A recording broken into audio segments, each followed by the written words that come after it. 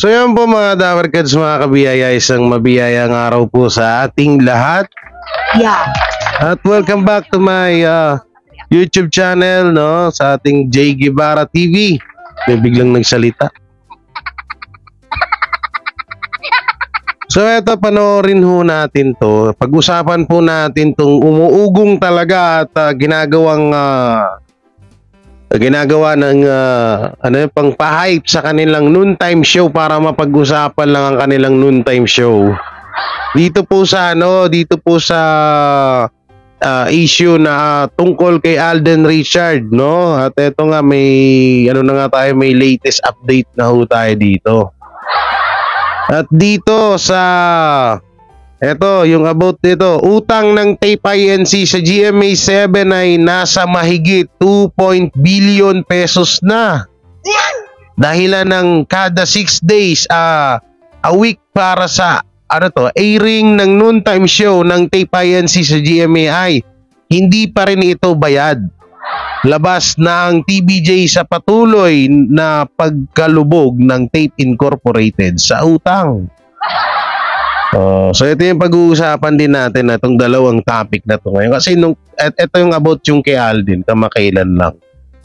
Talagang inaano talaga nila eh. Talagang talagang inaano talaga nila na keso si Alden daw, magpapayanig daw ng noontime show.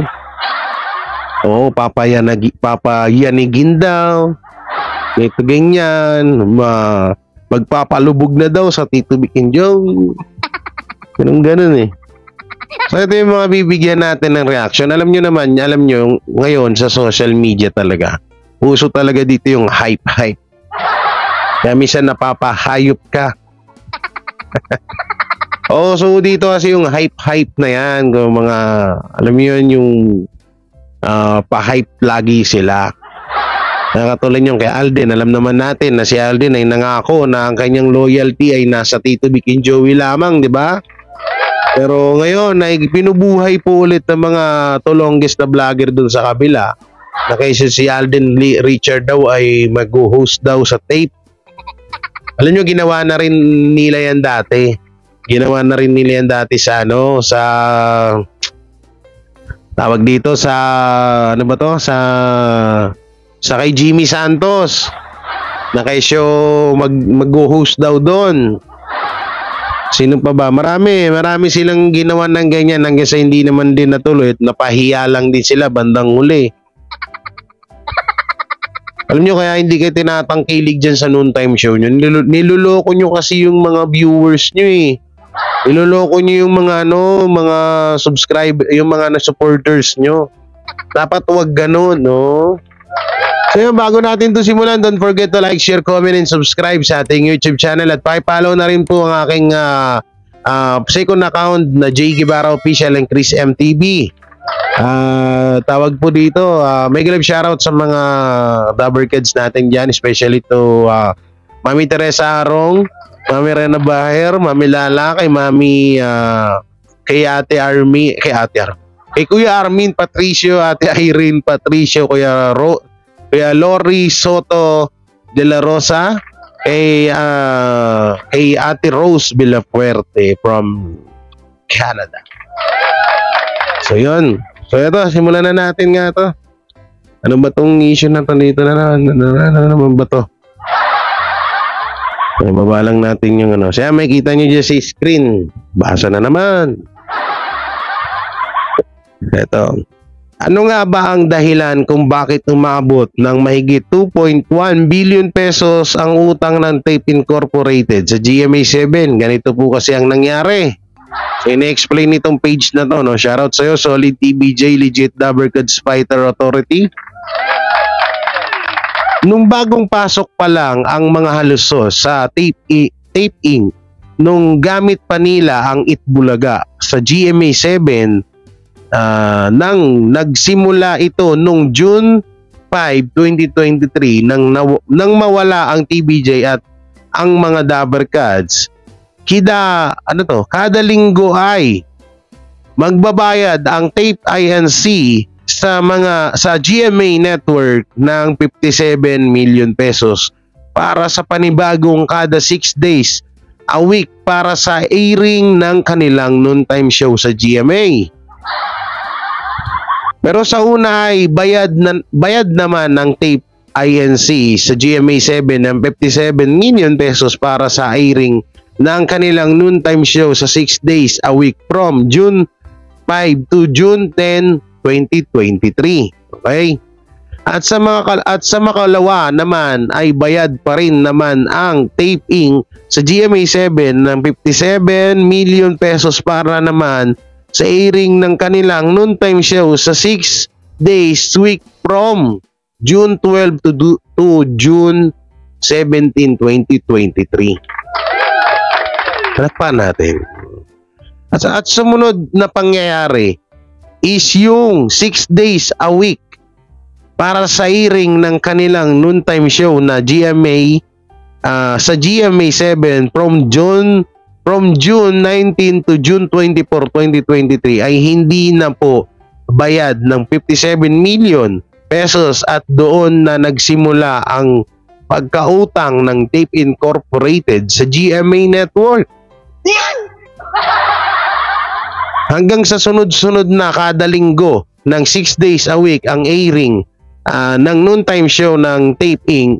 sa GMA7 ay hindi na po bayad ng 57 million pesos per week ang kahit na hanggang ngayon 2024 na ngayon ay tahanang pinakamasaya na ang title ng kanilang noontime show ng Tape sa GMA7 ay hindi pa rin ito bayad ng 57 million pesos per a week para sa 6 days airing ng tahanang pinakamasaya sa GMA7. At ganun po ang napag-usapan ng Tape Inc. May humarang pa. At ganun po napag-usapan ng Tape Inc. at GMA7 na dapat ay magbayad ang Tape Inc. ng 57 million pesos sa GMA kada linggo para sa kada 6 days a week ng kanilang airing sa noontime show. Sa GMA7 kaya lang wala nang pangbayad ang Tape Inc. ng 57 million pesos sa GMA7 at nagsimula na nagkautang-utang ang Tape INC sa GMA7 mula noong June 23 at hanggang ngayon ay lubog pa rin ang Tape INC sa utang sa GMA7 at hanggang ngayon kada linggo ay kada 57 million pesos ang dumadagdag sa utang ng Tape INC sa GMA7 sa GMA Network. Eto pala, grabe kung totoo man to, grabe to, kawawa naman. At sa kadahilanan po niyan as of June 19 to February 26 to 2024, utang ng Tape INC sa GMA 7 ay umabot na pala ng mahigit 2.1 billion pesos at ang kabuuan na utang ng Tape Incorporated sa GMA 7 ay umabot na sa eksaktong 2 billion and 19 million pesos. Sa laki ng utang ng Tape INC, umabot sa 2 billion ito. Okay. So ito po yung yung picture. So tingnan natin dito yung mga komento ng mga netizen. Mga chismakers, netizen. Sorry. So dito, ang dami pa to. Kailangan nila si Pinoy Henyo Joey De Leon magaling maggawa ng mga pag-games. Dito, ang dami mga Saan kukuha ng pangbayad at paano makakabayad wala na ngang nanonood. TBJ lahat palipat-lipat ng istasyon. Nanonood ng TBJ. Lahat palipat. Hindi Bakit? Hindi ata nagets ni Alan yung minsan basa-basa Sir Alan ha. Ogag din TBJ daw. Tape Inc. tsaka GMA usapan Ganon talaga pagliko ang gawa, di pinagpapala. Nahilo ako sa sinabi mo, ulit-ulit lang Ganito daw si Ate Rosemary. Ang laki pala ng kita ng GMA7, 57 million, Itbulaga pa lang. Hindi biro hindi biro ang kita ng network sa mga noontime show kaya nga kinampihan ng Kaya nga kinampihan ng tag dito ng GMA ang Tape Inc. Biruin mo kung kikita lang sila dyan ng 1 million per week, hindi nila kakampihan yan. Yung Tape Inc. Kalokohan yun.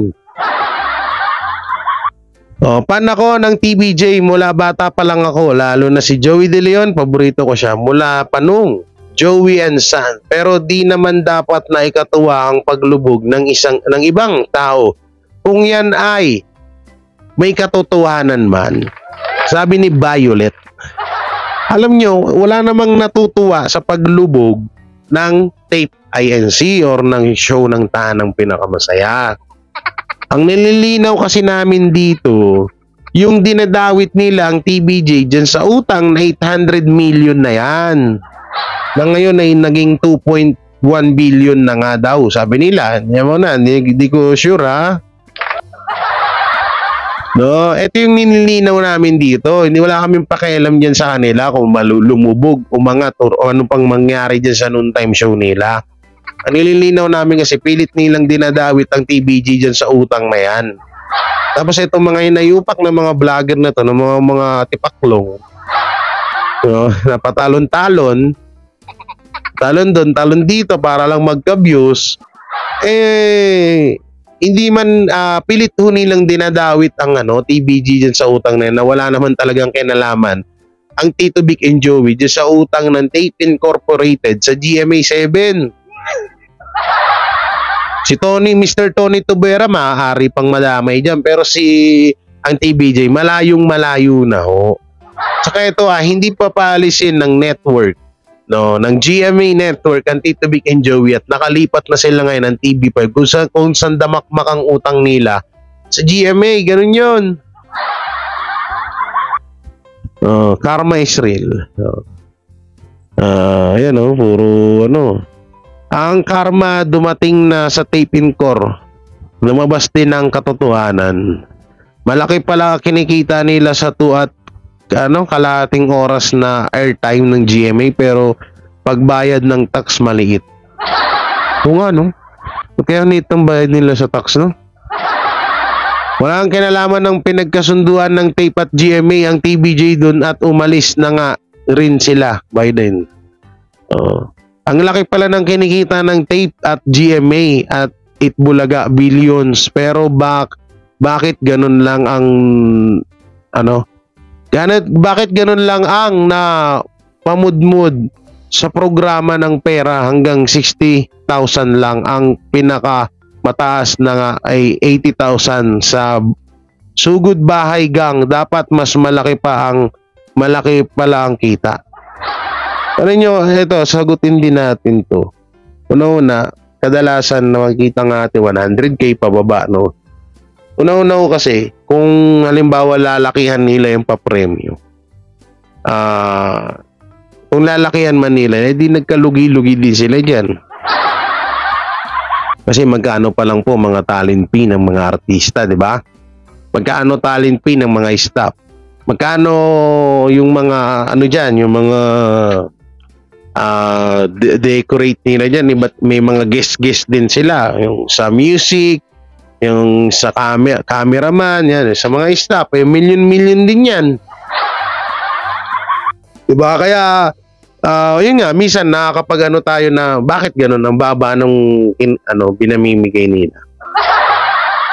Pero 'di ba, namigay ng 500,000, pinagyayabang ng mga vlogger sa kabila na nagbigay ng 500k, 500,000 ng nanalo. Hindi ko alam totoo ba 'yan. So yun, dito tayo mapunta sa isang topic ho natin.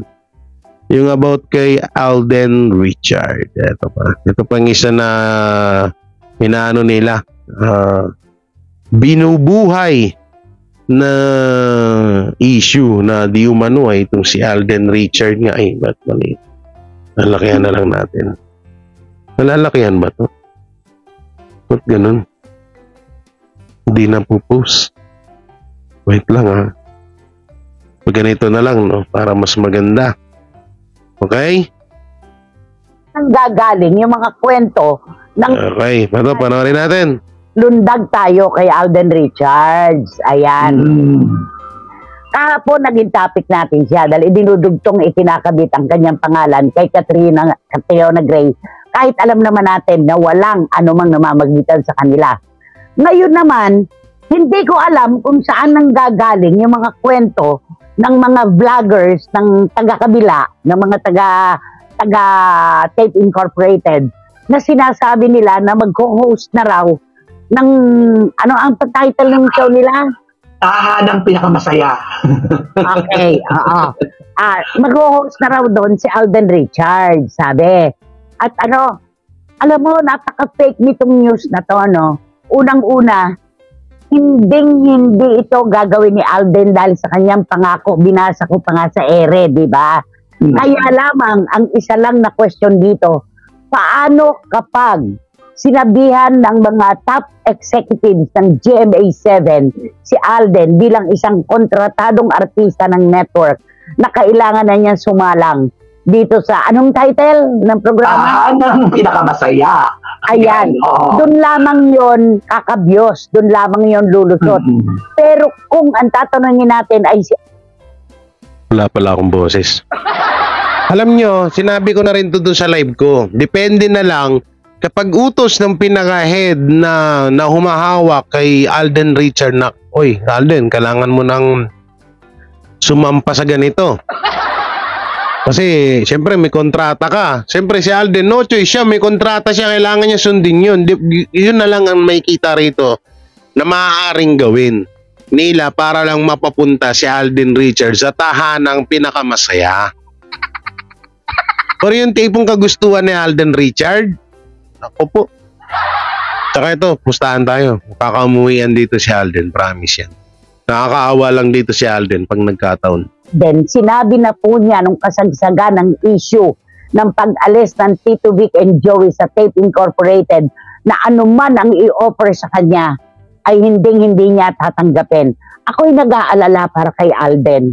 Yun ang concern ko dito. Ang malasakit ko, hindi sa ano pa man, yung katayuan ni Alden Richards. Kapag ginawa niya ito, siya ay sinabihan at inudyukan ng mga top executives ng GMA7 na magpunta doon sa programang ano na nga ang title?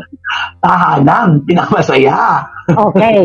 Alam mo, nag-aalala ako sa kanya, Romel, at siguradong lahat ay talagang mag-aalala dahil lahat ng bunto ng sisi at parunggit at pamimintas ipupukol kay Alden Richards bilang walang utang na loob.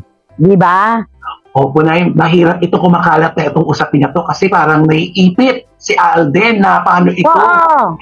Kontratado pa naman siya ng GMA. At alam ng buong mundo na sumikat si Alden Richards dahil sa Itbulaga na nandun ang Tito Vic and Joey dahil sa kolaborasyon nila ni May Mendoza. Yes. Kaya nakakatakot ito di ba? May napagtanungan ako, fake news nga ito. Yung ewan ko kung saan pinagkukukuha ng mga vloggers ng taga-kabila, yung mga pinaglalabas nila, lalo na yung tungkol sa ratings, yung mga ganon. Sila nga mismo siguro hindi makahukay ng sagot sa mga ginagawa nila. Di ba? Nakakaloka. Di ba, Tita Chris? Nadakdakan kayo ni Nanay Christine. Bring nyo isang veteranang anong tawag ng colonist? Isang veterana na yan si Nanay Christy Fermin. Sa ratings nyo, pati siya hindi naniniwala. Tsaka ito mga kabiyaya, mga Dapper Kids. Kung sakali man talagang totoo itong balita na to, na itong si Alden Richards ay mag-host or mag-guest sa tanang pinakamasaya, siguro hindi ito kagustuhan ni Alden, kundi kagustuhan to ng GMA dahil may kontrata po siya dito at wala siyang magagawa, hindi siya makakatanggi. Pero alam ko may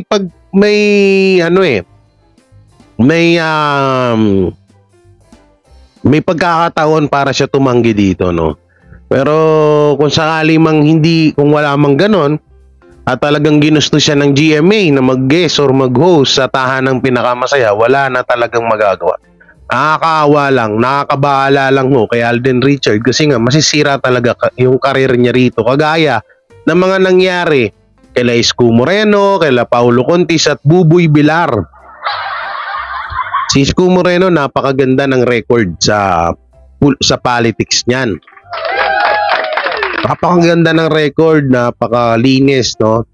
Pero nung pumasok siya sa noontime show na ganyan nga, na may issue pa, doon na nagka-leche-leche lahat. Doon na nagsialisan yung ibang mga supporters na mga solid din sa kanya. Pero mali natin, pagdating ng botohan ulit, tumakbo si Mayor Isko at maganda naman ang kanyang plataforma at makakasiguro tayo na makakatulong ito sa ating bansa, why not, diba? So tuloy natin. Tita Krista, hello po. Yes, sabi ni Boycie, ang title daw ng programa, Tahanang Echosera. Tahanang Echosera. Ayan.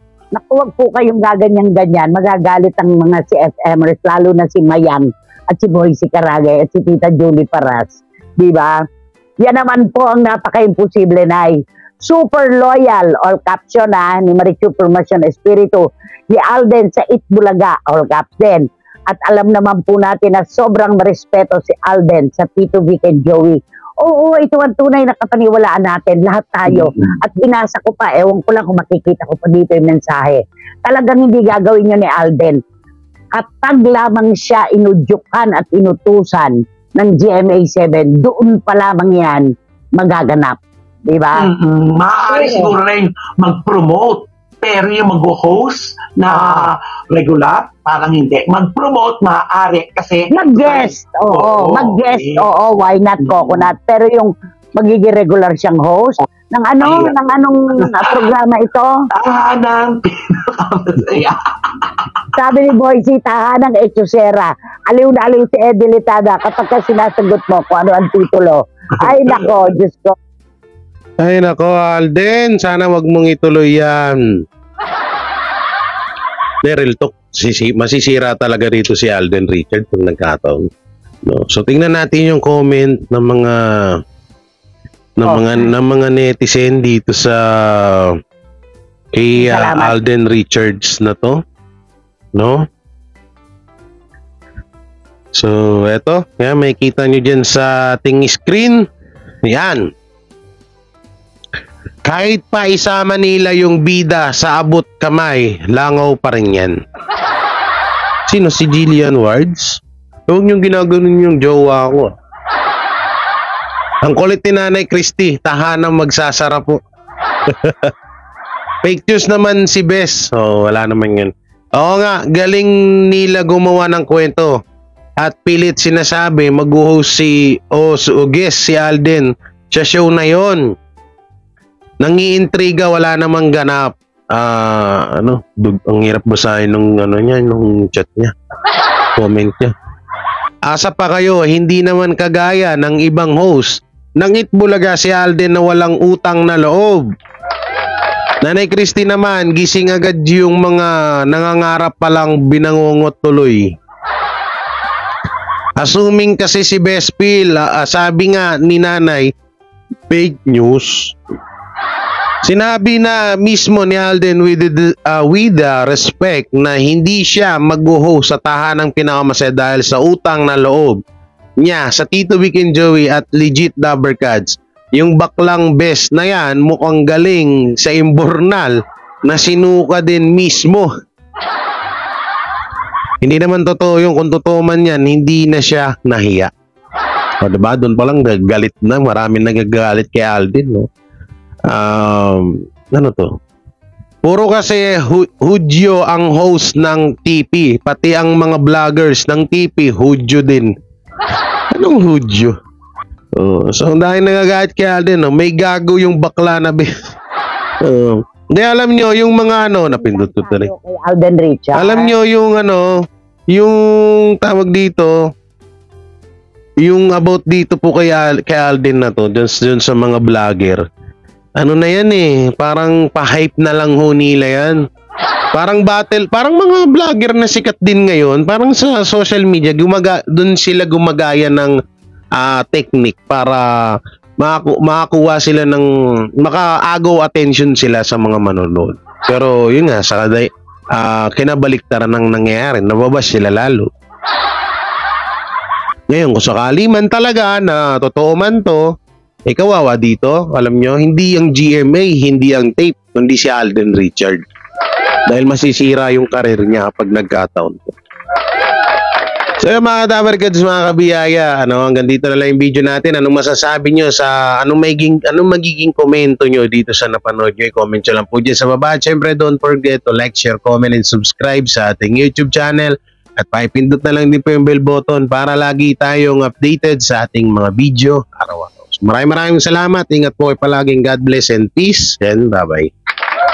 Sila ang TBJ Defenders. Pagtatanggol ang katotohanan sa mga bashers. Tunay ang kanilang dala, katotohanan talaga. Ano mang sabihin nyo ay di yan sa kanila uubra. Mga salita nyo na di katotohanan. Sila ang patunay na merong katotohanan. Wala silang kinatatakutan, basta nasa tama kanilang paglalaban. Ang TBJ ay kanilang susuportahan. Sila ang defenders na laging nasa likuran. JD Barra, Jake Magnus, Chris Ulo, Tita Messi. Sila ang nandyan